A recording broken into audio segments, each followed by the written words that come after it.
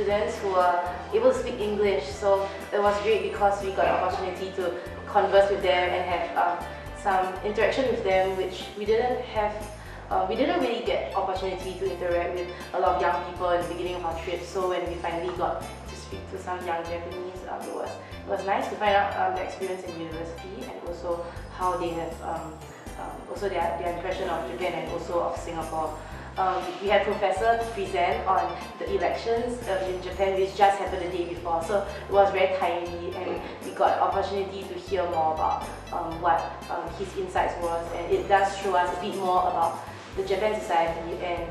help us understand a bit more about Japan beyond a tourist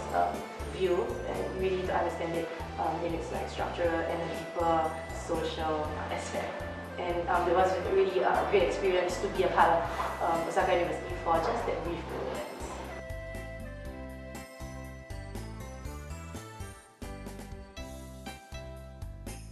Over at the Entrepreneurial Museum, first of all, we were given a brief introduction of the Japanese entrepreneurial scene by the local tour guide who was working at the museum.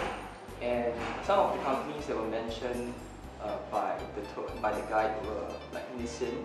as well as the companies that produced mosquito coils, basically daily products that people nowadays wouldn't give much attention to, but they actually have such a long and enriching history and cultural background behind the introduction as well as the foundation of these companies. And one thing that I realized is that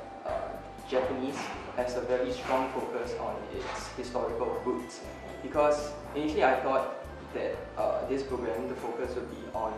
say, the current entrepreneurial scene, but over at the Entrepreneurial Museum,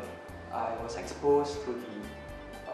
cultural as well as the historical background of many Japanese companies which existed and lasted more than 100 years. And that was one takeaway from the museum trip, which was the Japanese strong focus on culture as well as its history. Yeah.